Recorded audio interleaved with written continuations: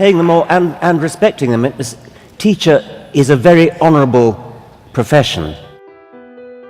Qualified scientists, scientists who've done a university degree, done a PhD in science, should consider teaching as one of the best things they could possibly do with their science degree.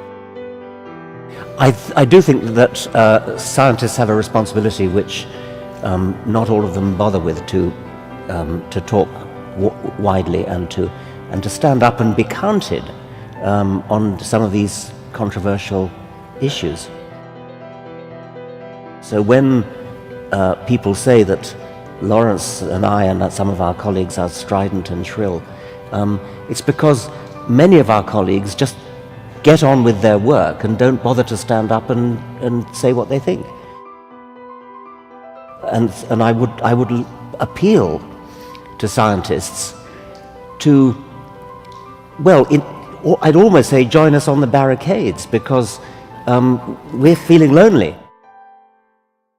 The study of history, literature, languages, arts, I mean, immensely valuable.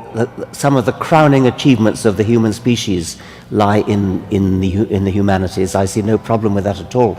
I'm proud to be a member of the same species as Shakespeare and Beethoven and Michelangelo.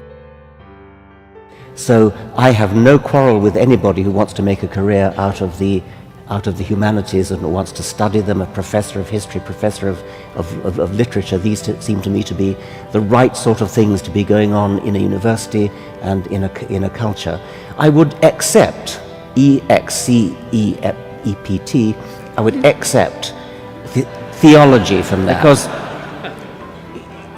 theology, it seems to me, unlike those other humanities that you mentioned, is not a subject at all. As Jefferson said, a professor of divinity has no place in our university. But I do think we need to add to that professors of theology often do extremely worthwhile things. Biblical history, biblical literary criticism, archaeology of Palestine. These are all thoroughly reputable and good things. When I said theology is not a subject at all, I meant things like the theology of the transubstantiation of the Trinity, etc. That's not a subject at all. But of course, many people who are professors of theology don't do that sort of nonsense. They do proper academic studies of biblical history and literature and so on.